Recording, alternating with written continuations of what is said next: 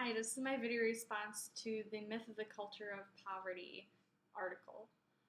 I just have to say that I really appreciated the concepts that this article explored. So often we have a tendency as teachers to just feel a sense of pity for the kids who are living in poverty without really considering how that is affecting our teaching and our expectations of them.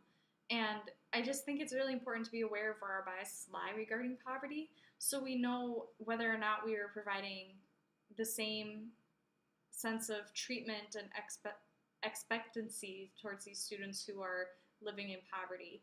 Um, One thing that I just thought was really interesting about the article is that it brought up the point that a lot of the issues that are present in poverty stricken neighborhoods are also present in wealthy ones. And I really just appreciated that the article brought this up because it is very apparent, but it's not something that we always consider when we're working with our students. For example, like my family and I lived on the poverty line most of my childhood, but we still had all the same things that any kid in school had. I mean, unless the teacher knew that we weren't living in poverty, they would have had no clue. Whereas with wealthy kids, sometimes you don't even know that they're wealthy based on how they're living and how they're working at school and stuff. And so, I mean, it's really important to not let our predetermined definitions of wealth and poverty get in the way of just keeping our students at high expectations all the time. Um, when I was at my other placement, I definitely saw a lot of components of what this article discussed.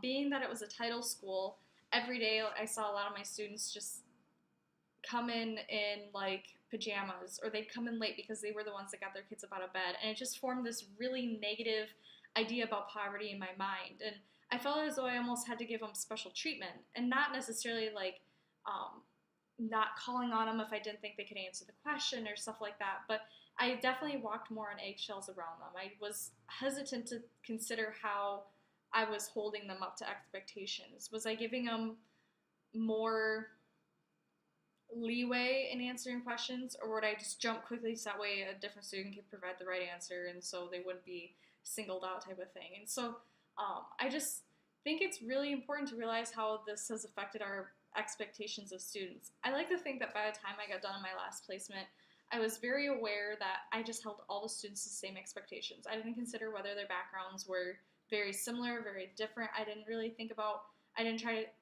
put into play that maybe some of them came from wealthier families than others. And I just tried to provide the students the exact same learning scale. For example, kindergarten was a really easy way to do this. For one, I never really got to meet many of the parents because I was in the music room, and so it was really hard to get that parent to teacher interaction. But when teaching a kindergarten class, it was very easy to just go around the circle and every student had the opportunity to try to sing. And it wasn't singling anybody out. Everybody had second chances. Everybody had the exact same expectations, regardless of their background, their wealth, their poverty, whatever it may be. And so I think it was just really important to understand that they're all students and they're all learning, and that we have to just make sure that they are all getting those same opportunities to learn. Um, I also like how this article connected to the concepts in the book in chapter 10. I think it's really important to understand how our biases affect how we hold our students up to expectations. So, for example, the book talks a lot about providing like in-depth questioning and providing wait time even and everything like that. And sometimes when we call on a student that we know is living in a tough situation, we end up saying, oh, well, yeah, you were really close, but here's the correct answer. We don't give them enough time to provide a correct answer. We don't encourage them to go more in depth. We just say, oh, yeah, that's right, and here's a little bit more you want to know, type of thing. And so I think it's really important to just consider how well we're phrasing these, or like allowing these students to answer the questions that we provide them.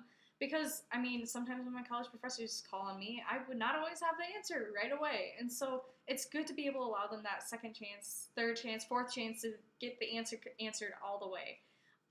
Also, I just think it's really important to follow up with the praise after the student has answered a question. Like, I really like how you went further in depth with that. I really like how you included these key vocab terms. I really like how you were able to explain your answer to me. Even if it took some prodding, definitely acknowledge that they reached the correct thing and why and how they reached that correct thing.